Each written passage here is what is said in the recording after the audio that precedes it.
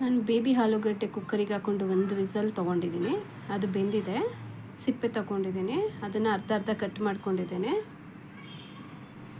Cut ಮಾಡಿದ ನಂತರ ಬಾಣಲಿ ಇಟ್ಕೊಂಡು ಬಾಣಲಿಗೆ ಎಣ್ಣೆ ಹಾಕಿ ಸ್ವಲ್ಪ ಜೀರಿಗೆ, ಸ್ವಲ್ಪ ಇಂಗು, ಆಲೂಗಡ್ಡೆ ಹಾಕೋತಾ ಇದ್ದೀನಿ. ಆಲೂಗಡ್ಡೆ ಹಾಕೊಂಡ್ಮೇಲೆ ಸ್ವಲ್ಪ ಫ್ರೈ ಮಾಡಬೇಕು. ಆಮೇಲೆ ಸ್ವಲ್ಪ ಅಚ್ಕಾರದ ಪುಡಿ ಹಾಕೋತಾ ಇದ್ದೀನಿ, ಸ್ವಲ್ಪ ಧನಿಯಾ ಪುಡಿ,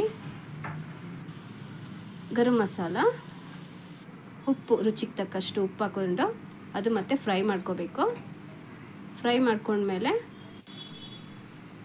ಮುಚ್ಚಳ ಮುಚ್ಚುತ್ತಾ ಇದ್ದೀನಿ. ಒಂದೆರಡು ನಿಮಿಷ ಮುಚ್ಚಳ ಮುಚ್ಚಿ ಕಸ್ತೂರಿ ಮೆಂತ್ಯ ಹಾಕಿ ಮತ್ತೆ ಫ್ರೈ ಮಾಡ್ಕೋಬೇಕು. ಫ್ರೈ ಮಾಡಿದ ನಂತರ ಒಂದೆರಡು ನಿಮಿಷ ಮುಚ್ಚಿಡಬೇಕು. ಆಲೂಗಡ್ಡೆ ಫ್ರೈ ರೆಡಿ ಆಯಿತು. ತುಂಬ ಚೆನ್ನಾಗಿದೆ, ನೀವು ಮಾಡಿ.